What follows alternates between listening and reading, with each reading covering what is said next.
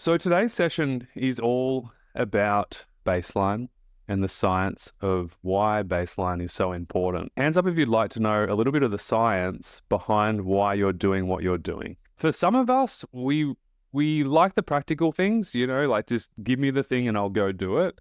But for the majority of us, sometimes knowing and understanding why we're doing something can make the practical thing a lot easier to go and do. Does that make sense? It's like once I understand it and I can conceptualize it, it's like, all right, give me whatever I need and I'll go and do it. And so this is what today's masterclass is all about. And I'm going to bring on our amazing speaker, Dr. Olivia Lesler. Welcome. Thank you so much. It's great to be here with everyone. I think like one of the things that, I would love to just start with just for everyone, because some of these guys have never met you before, is like, you're a doctor. People who are suffering from chronic fatigue syndrome don't often get helpful, practical help from their general practice doctor. And it's really important, I think, just to hear your thoughts on, just from your perspective of chronic fatigue syndrome, of how hard it is for people going through it. And, one of my favorite sayings that you say is like the medical desert, and often people can feel like when they're going on this journey, it's like there's a medical desert and it's so dry and there's no water and there's no real help. And so I'd love you just to just speak on that just for a minute or so. Yeah, look, so I'm a medical practitioner, allopathically or conventional medicine trained, but that doesn't mean that I close myself off to everything else and anything else, because I came from sickness myself, not CFS, but I was plagued with chronic asthma and hay fever. And then later on, a bit of anxiety, polycystic ovaries. Like I was just collecting diagnoses. And, when you're a patient, you can start to see the deficits in the medical program.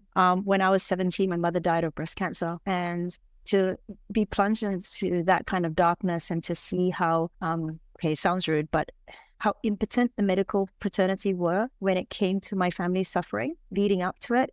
She was basically given, chemo, radiotherapy, surgery, and then we were left to our own devices. And when my family tried to talk to them about other things, they didn't want to know. And there are plenty of amazing doctors out there. But the one thing that taught me was that I needed to become the doctor that my mother deserved. And that is someone who's curious, someone who's empathetic, and someone who can hold space, because doctors are essentially meant to be healers and guides. I am here to help you find your inner healing, because there are two things that we have in medicine, right? One is pathogenesis, how you go from wellness to illness. Unfortunately, all of you are on this journey now where you are unwell. So you went from wellness to illness. But there's also something else called SaluGenesis, which we don't talk about in medicine. SaluGenesis is going from illness to wellness.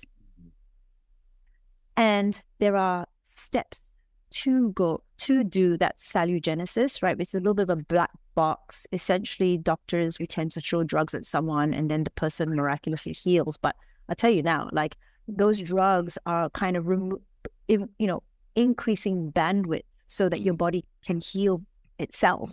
We tend not to actually provide the wellness. We're actually just providing more bandwidth so that your body can heal, because that is what it's meant to. It's evolved to do. And we're going to get into that about, the drivers of the species, which is survival. And survival is healing. So, or being able to heal appropriately. And that's how I came to do what I do. I got interested in CFS because I'm a curious person. And, I could see that chronic fatigue syndrome patients were not treated very well, just generally. And it was an interesting medical paradigm as well. So, yeah, look, I ask questions because I want the answers, as opposed to telling you it's in your head and asking you to move on. Like, that's crazy. So, that's how I got into, not just CFS, but also neurodegeneration, cancer, and other complex chronic conditions and mystery illnesses, so I kind of do the mystery illnesses and the emerging syndromes, because this is the part of medicine which is very interesting, right? The unknown. And only when we start really digging into the unknown will we find more answers that we can take to our other patients too. right? Because we're just learning more and more about the human body and about how the mind and the body are connected. Amazing. When I met Dr. Olivia, God, it was a long time ago.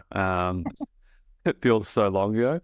When I met her, and we literally spoke about this stuff for about 10 minutes straight, and there was a time restriction of how long we could talk because there was like literally lines and lines of people, and Dr. Olivia and I just got along like a house on fire, as we say in Australia. And I was like, we've got to work together. I'm gonna bring you into our community and get you to share your perspective.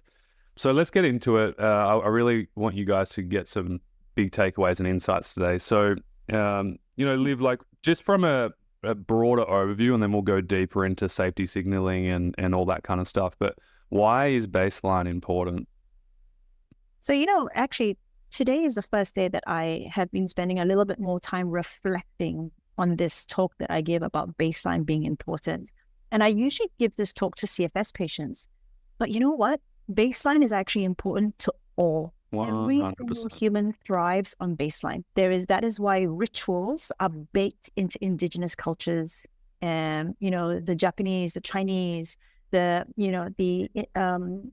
Aborigines of Australia. There is ritual to a lot of things because ritual forms part of that consistency to behavior, which is also known as baseline. We do better when we tend to wake up at roughly the same time. We have our meals at roughly the same time. I mean, that is the whole concept behind breakfast, lunch, and dinner, right? Because we are trying to achieve some sort of schedule for our system. Because when our cells know what's coming, it decreases anticipatory anxiety. Anticipatory anxiety happens at the mind level, happens at the emotional level, it happens at the cellular level. So I'm going to stop talking about baseline being important for sick people. Baseline is important for everybody, right? Yes, more so for unwell people. But just so you know, you guys aren't like this forgotten, ill population that all these special rules apply to. No, these things are important to everybody. Even well people need to start paying attention to baseline, because without some sort of schedule, without a baseline, without taking care of their cellular needs on a regular basis, we become ill. So baseline is important for everybody.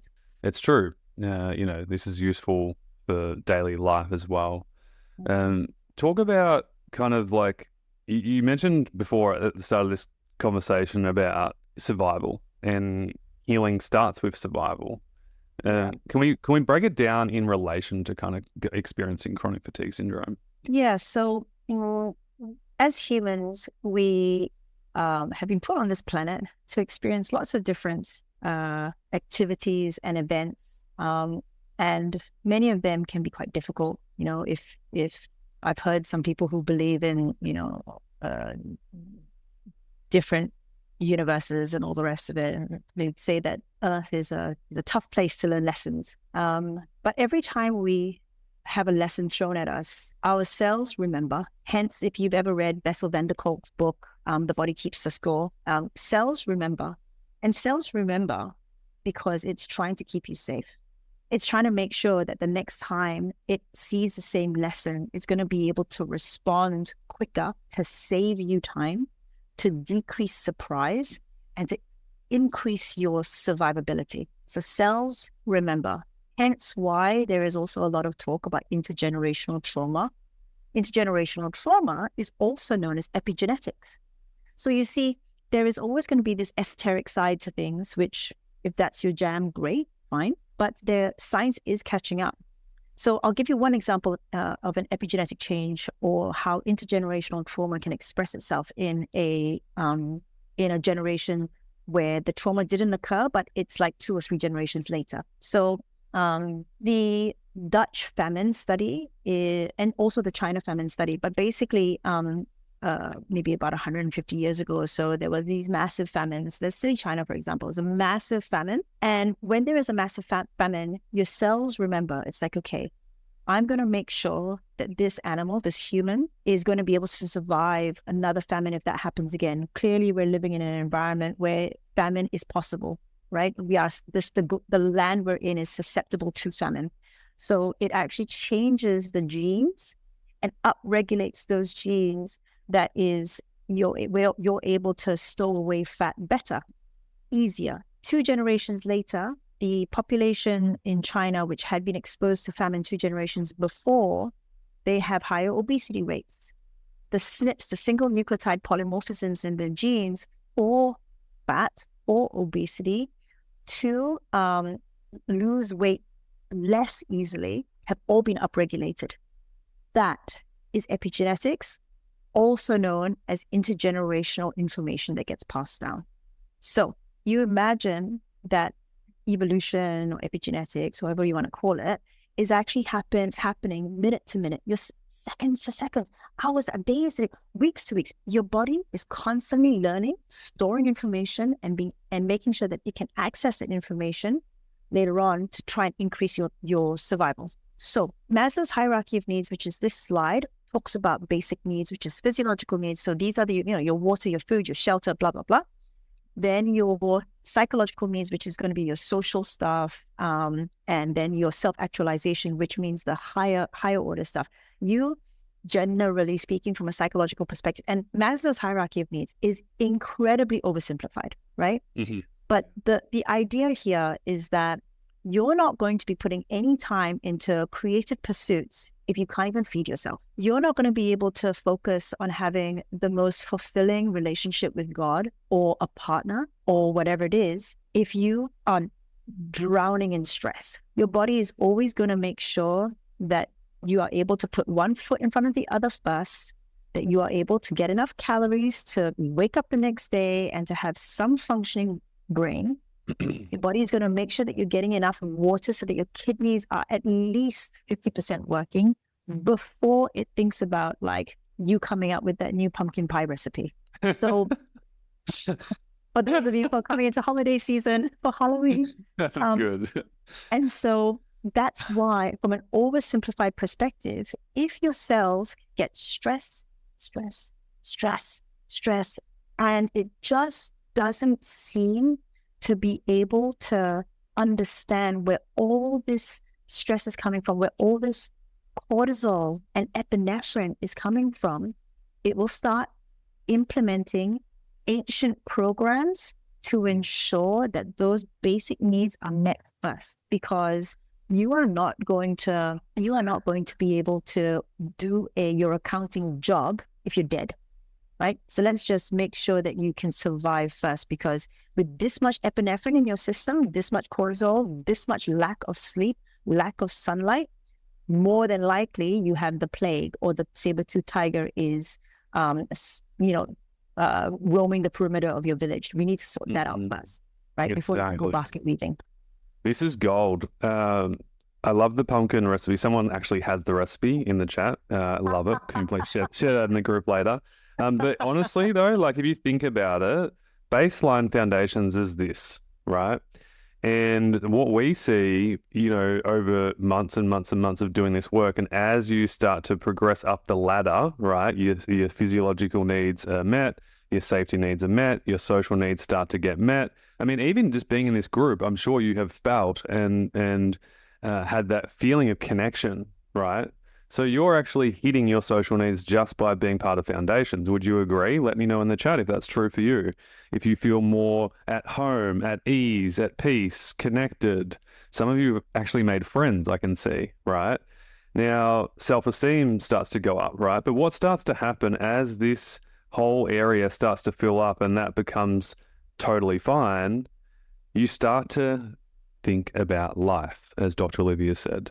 And this is where lifestyle integration happens.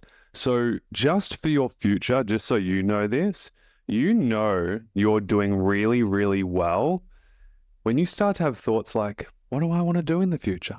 What excites me? What ignites me? Where do I want to be in 5 years' time? Even if you start to have those thoughts, and I'm not expecting you to have these right now, but just over the next 6-12 months, we see this in mentorship all the time, where month 1, month 2, month 3 is kind of survival mode, right? Just like as the slide shares. But as these needs in the hierarchy starts to build, life starts to open up and you can start to think bigger. So I want you to remember this moment in time, because there's going to be a time in 6-12 months or whenever it is for you, could be soon, where your mind starts to open up and starts to think about the pumpkin pie recipe. It starts to think about the wedding. It starts to think about the travel. It starts to think about, what do I want to do with my career and vocation? Yeah, what am I going to do in my retirement, right? Like these are true signs and intangible signs that you can't really see on paper, but that'll be a sure tale sign that you are actually on your way to really, self-actualization and moving forwards to where you want to go. So it's a great sign of progress. Super helpful. Anything else to add on this one, Liv? Yeah, so, part of it is at the cellular level, your cells will in part dictate what your mind is able to conceptualize. In other words, say that again. Yeah. Yeah. So when your cells feel safe enough, it will open up that bandwidth to allow your mind to conceptualize other things. Yeah. Because it's built into our evolution that you're not running from a saber-toothed tiger and then you're looking at a tree going, oh, nice tree. I like that one. I could bring it back to my village, right? That's not going to happen. So you zero in on survival because that's what your microbiome is forcing you to do. Mm-hmm. The gut-brain axis is forcing, because let's put it this way, right? If you are under threat, your microbiome loses its hold if you lose your battle with that threat. So your microbiome bands together to tell you, hey, can you sort out the safety situation, please? Because I don't want to have to find a new home. I like this home, right? So, like what Toby just said, when you start conceptualizing outside of like your hour-to-hour needs or your day-to-day needs, that's when you know that your microbiome feels a little bit happier too. Mm-hmm.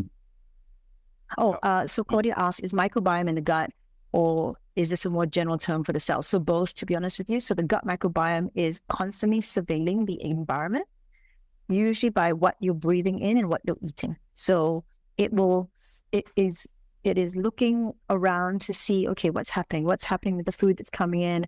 Why does she have so much stress hormone? Because it's going to take cues. If you have stress hormones, there's something to be stressed about. The microbiome can't see what's happening outside of you. So all it can go off is the cues from you. Stress hormones equals something to be stressed about. If there's something to be stressed about, I'm going to act accordingly, and I'm going to play my defensive game. As you're talking, I'm thinking about these guys, and, one of the things, as you know, at the start, where we say, take it slow. You can't rush recovery. You can't try and force it or fast track it. And as you're talking out loud, I'm thinking, wow, like just by your approach, not what you do, but how you do it, is everything. Because if you're coming from a stress place of like, oh my God, I need to get my baseline right. Oh my God, I'm not doing it. Oh my God, I'm so far behind. Oh my God, I haven't watched XYZ video, right? That's exactly creating the problem that we don't want, right? It's the opposite of safety signaling. Yeah. And I wonder if Oh, sorry, the stress hormone the stress hormone that you're talking about, Toby, about like, oh my God, I haven't got my baseline right. Oh my God, why was my recovery so slow? Blah, blah, blah. You're producing norepinephrine, epinephrine, and cortisol. The stress hormones don't change, right? They change in concentration, and that has got to do with perception. But anyway, the stress hormones themselves, the type of hormones don't change whether you lose your car keys or you're about to be imminently like torn apart by a saber-toothed tiger. It is the same hormones. So put that with what Toby was just saying. I wonder if you're here right now listening and maybe this is true for you. And if it's not, that's okay. This is so good for awareness. Like, have you noticed that when you change your approach, you change how you feel? Has anyone gone from super in overdrive, super stressed out to having a calmer approach? And have you noticed that your nervous system starts to say thank you? Have you noticed that maybe your digestive system is a little bit softer? Have you noticed that maybe your stool is a little bit better? Have you noticed that your mood's better, right? And so this isn't chance. When people say, oh, that person's just lucky that they got better, there's no such thing as luck involved in this recovery process, right? Luck, labor under correct knowledge. What Dr. Olivia is sharing right here is super, super powerful, right? Because now you all of a sudden can have the awareness to change your approach, which then comes back to this diagram of saying, well, hey, I can change how I feel about my physiological needs, my safety needs, my social needs. You know, you might be feeling really isolated and lonely like right now. All right, what can you do to change that? Yeah. And so ultimately, we're giving you the key for your recovery. You just need to grab the key and start the ignition, which you're doing right now. Yeah, so it's cool that a lot of you have already noticed that shift in the space of 3 weeks. That's a very short period of time. So super important just to become aware of that. It's not what you do, it's how you do it. Yeah. Let's zoom out. It's been pretty juicy so far. We've got so much more to share. What's your biggest insight for you? What's like your, okay, this was helpful. I'm going to go and apply it. Let us know in the chat.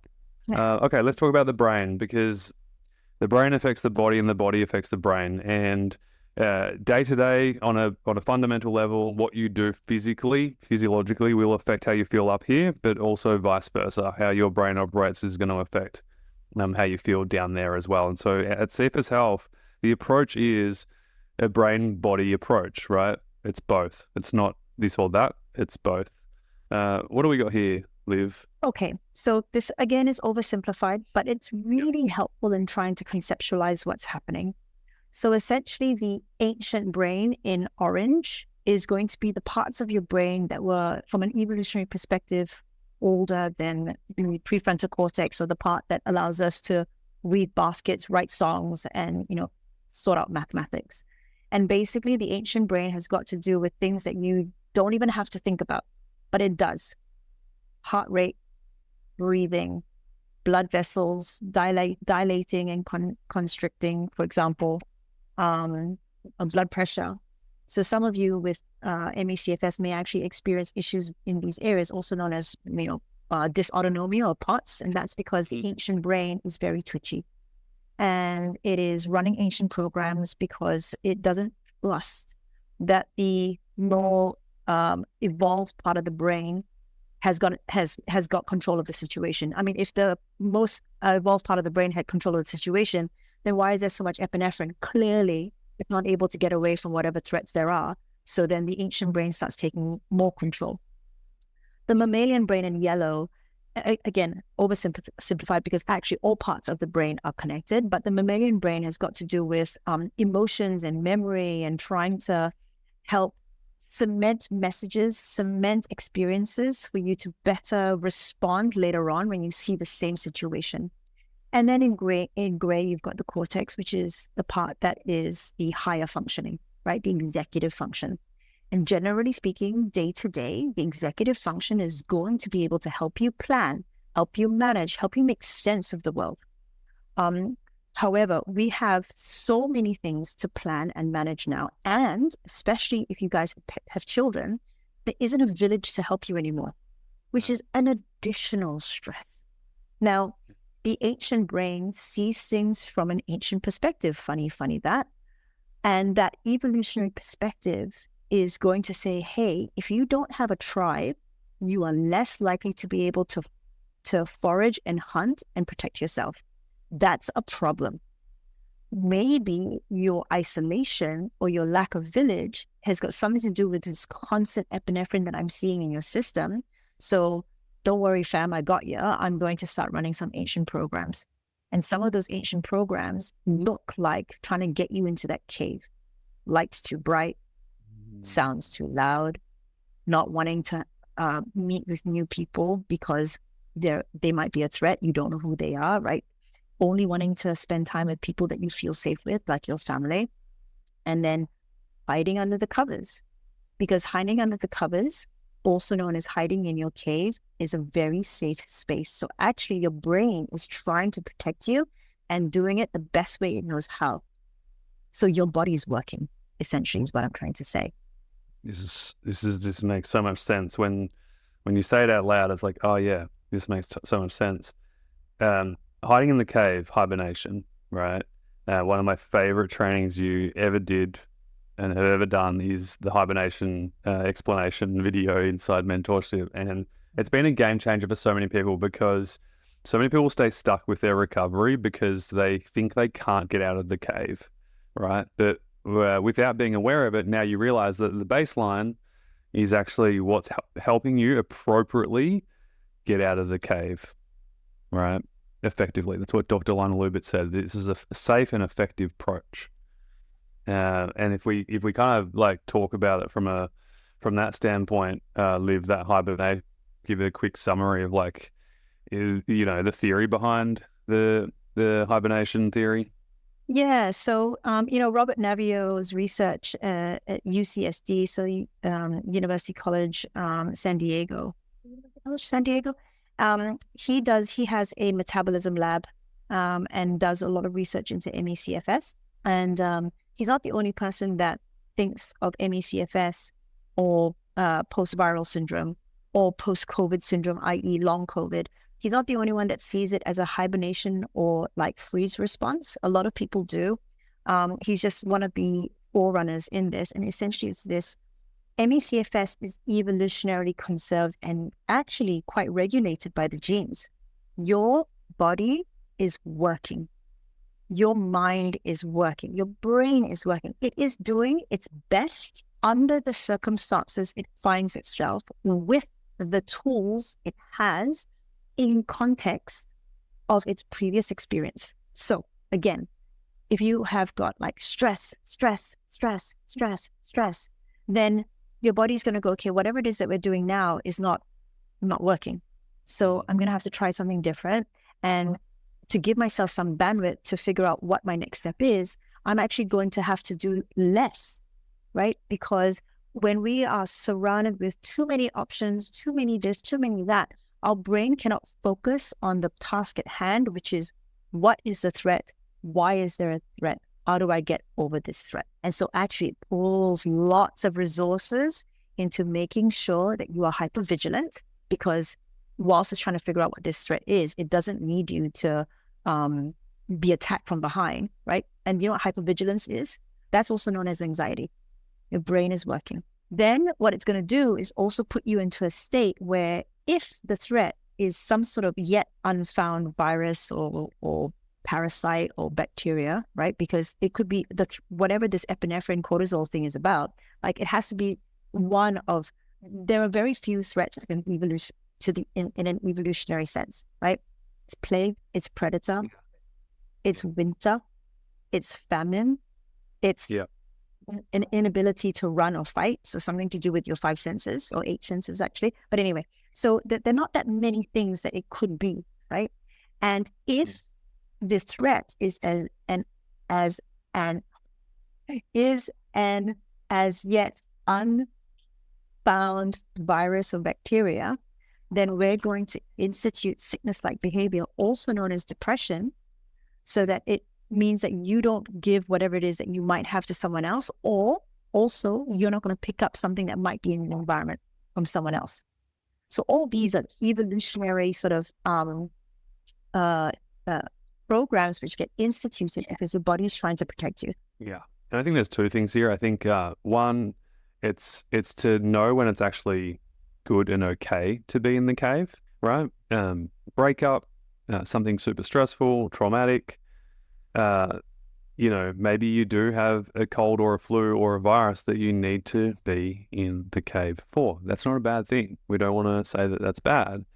However, you can get stuck in that state of hibernation when you aren't doing the right things, or you're thinking that you need to do less all the time and you need to rest, which, for the most part isn't your fault because you've been told to do that. And you wonder why you can't move forwards or you're not getting better. And so we want to be aware of, all right, when is it appropriate to be in the cave, right? Maybe I didn't sleep that well.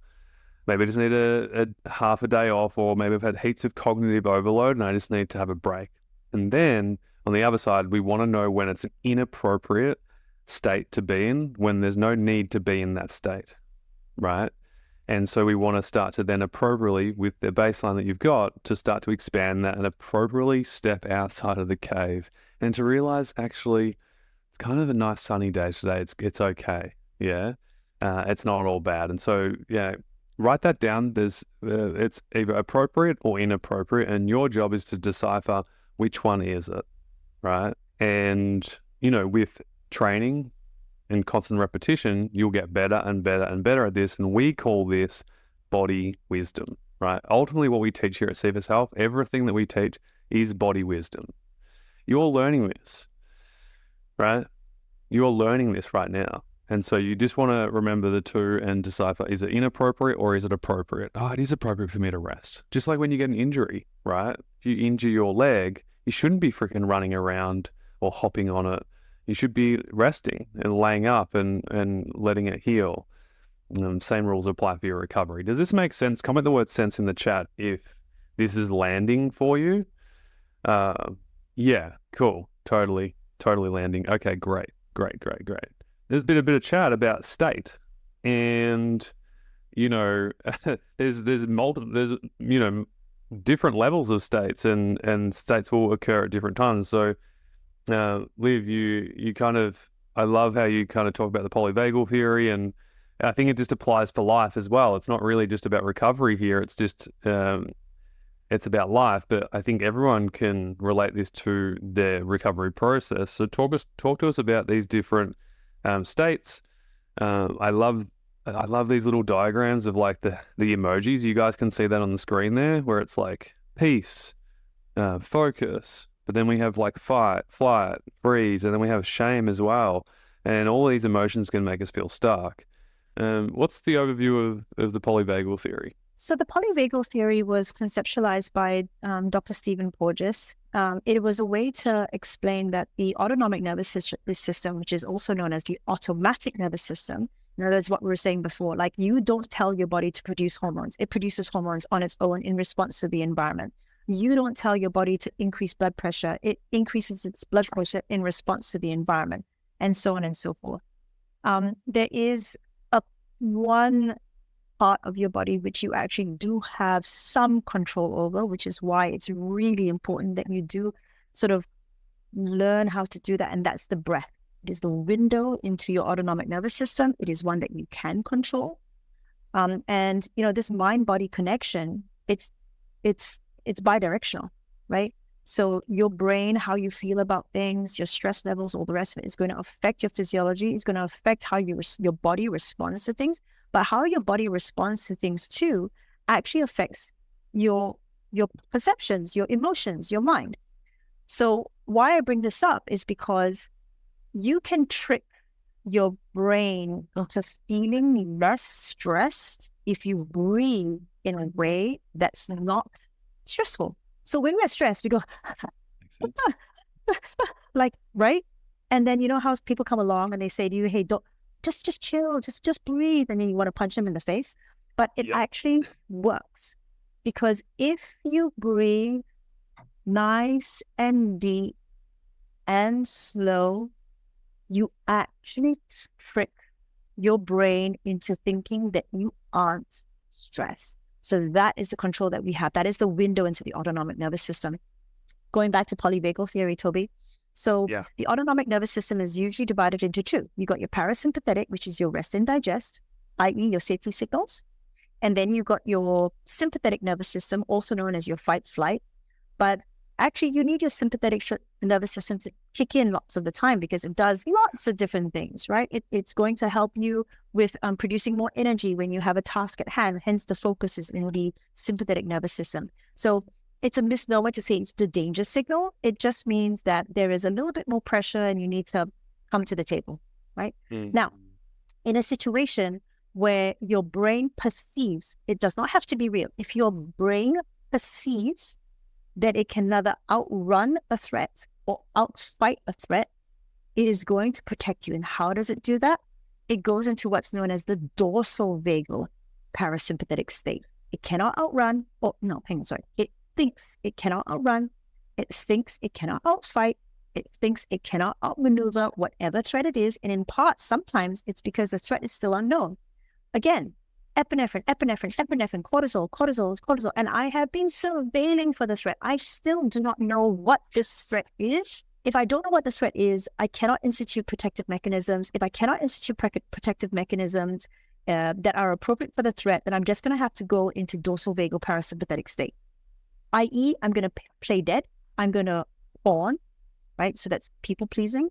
I'm going to flop. And so you get these, like I've experienced it once before, where I was in a very stressful situation in a foreign country with someone that I was fighting with. And I just felt like I couldn't get through to them it's an ex-partner. Couldn't get through to lighting. And I went and sat down in an art gallery somewhere, and I fell asleep. Like 1 minute, I was out. My brain just was like, I can't keep going like Too this. much. Yeah, too much. And I fell asleep. And I mean, it was only like 6 or 7 minutes, but that's such a potent response by the body when it just felt it was bashing its head up against a brick wall. So and when I keep saying perceive because there is no absolute values here. It's not as if it's not as if you only go into a freeze or flop or fawn response. If the threat is a 8-foot bear, if you're about to fall off a building, it could literally be someone yelling at you, right? But because you've got so many other stressors on board, because you grew up in a home where that's all your parents did with you is scream at you and shout at you, right? Your brain just goes, I've been here before. I'm not going to try to deal with this because I haven't been successful in dealing with it before. I'm just going to go into fawn mode or freeze mode or whatever it is. So there's no absolute truth here, right? That's why one person's like challenge, right, is another person's like Achilles heel. One person's base camp 1 that they are able to surmount is another person's Dante's hell. So that's why when it comes to these sorts of things, you can't compare yourself to other people. Your recovery is not going to look like anybody else's because again, your body and mind, they're trying its best with the tools that you have under the circumstances that you are under in the context within which it finds itself. And those 3 things are unique to you. Let's talk about perception, because that is a word that we're using quite a lot right now. And it got me thinking about that quote. I think it was from Wayne Dyer. When we change the way we look at things, the things we look at change. Does everyone know that quote? Can someone type it in the chat just so people can copy and paste it? That'd be super helpful. When we change the way we look at things, the things we look at change. And so there's many ways to skin a cat, as my father would say. And in one aspect, like sometimes we can't change the external environment, right? The thing that's already happened. But then sometimes in those situations, we can change how we see them. Has anyone done that before, where maybe you've done some mindset work around a thing that was bothering you, and now it no longer bothers you, right? You've changed your perception. And I think perception is so important in recovery, right? You either change your environment or you change the way you look at your environment. And Liv, I'd love to talk about, just jam on this for a little bit, because if you initially, when you start recovery, you can perceive that things are bad for you, like social environments, the sun, light, noise, sensitivities and perception of sensitivities. And it's really important that we look at our perception on these external environments to make sure that we're not kind of hindering our recovery and slowing it down by trying to completely avoid it and wrap ourselves in cotton wool and bubble for the rest of our lives, because we're not exposing ourselves to new things and getting our brain to adapt and go, it's fine, it's not even a threat. Is there any kind of helpful tips or things that we could do there to kind of change the way, as Norman Deutsch would say, change our brains? Yeah. So, it's how we perceive things is not hardwired, but it is wired. And so it takes small shifts in mindset, in framing. It takes time. But we always get there because the brain is so plastic. The brain, neuroplasticity is a big buzzword for good reason, because we can always change how we perceive things. I mean, that's the whole point of personal development. Tony Robbins is a multi-gazillionaire for a reason, because he helps empower people to make the changes that they are able to make. And it's not just how you feel about yourself. It is how your cells feel about the environment. It's how your cells feel about your body, which is their home. and you give those cells signals by how you think, because you're producing neurotransmitters, you're producing hormones, and all these things are in response to how you think, how you feel, and you have control over that. It takes time, but it absolutely can change. Yeah. And the other thing that's really important to factor in for all of you is like, even if the thing that is happening in your life is true and it's frustrating you, your perception towards it matters too. I'll give you a perfect example. Liv, you might know this, or you might not, about that. There was a sleep study, but it was around perception of people with insomnia. And there was two kind of case studies. There was one group who had true insomnia, and the other group also had sleeping problems. But what they started to notice is the people in one group didn't have the label that they are insomniacs, and they would only sleep 4 or 5 hours, and they would just get up and they'd be like, "Oh, I didn't sleep that well, but it's not a problem. I'm just gonna do my day." And then the people who were labeled who had insomnia, they only slept 4 hours too, but they perceived that they didn't sleep at all. Some perceived that they didn't sleep a minute, right? And so they'd wake up and go, "Oh my God, I didn't sleep a minute last night," but they tracked it and they actually slept just as much as the other group, right? But they perceived and believed that they didn't. And so that affected their entire day. And so it was a really interesting study. I forget what it was called. It was years and years and years ago. But it showed the power of perception of sleep too. So, let's say you've got gut irritability or you had a bad night's sleep. When you wake up in the morning, rather than your brain going into automatic overdrive of like, "Oh my God, this is terrible and my day's over," it's like, "Okay, I didn't sleep that good last night. What can I do to support myself today?" Right? So we're already changing our behavior towards the thing that's already happened. Does this make sense, guys? Give us a nod. Yeah. So cool. Essentially what you think is. That's the whole point of the placebo and nocebo effect, right?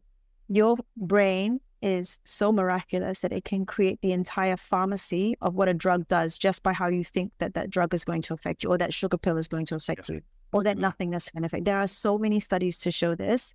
Very famous one is the study by Alia Crum on peanut allergy, where people who are severely anaphylactic to peanuts, they will have that same anaphylactic response if they were told that, "Whoopsie, we put you in a room with peanut," and they will have the exact same. It's indistinguishable from actually being exposed to peanuts. So this is not about like a peanut particle binding onto a receptor and then you have the biochemical cascade. Your brain is going to react in a way that it thinks it needs to protect you. So if you think that the chocolate that you ate is going to be detrimental to you, it will be. As simple as that. Yeah. So I used to talk about like low carb diet and paleo and ketogenic and all the rest of it, but I have become a diet agnostic. Does dietary change work? Yes. Does going from a high processed diet to a low processed diet help? Yes, it absolutely does. For sure.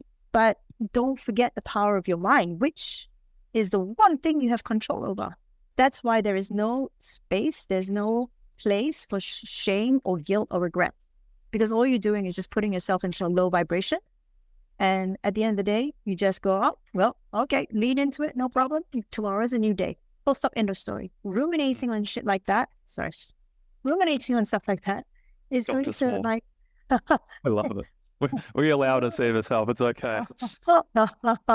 Ruminating and stuff like that is just going to cause you further pain, because your cells need to feel loved and nourished, and shame, guilt, and regret doesn't do that. Yeah. And there's certain things you can do. I think someone asked before about like, they don't want to eat chocolate. It's bad for them and all that. And it's like, well, one, chocolate's not bad. It's just, are you making sure you're having a high volume protein meal with good complex carbohydrates, and then maybe have a little bit of chocolate afterwards if that's what you want. And if you don't want it, that's fine too. So there's some, again, going back to the basic needs of what we spoke about at the start of this conversation. It's like, yes, do that work and also have a relaxed approach, because that's what's ultimately going to help you the most.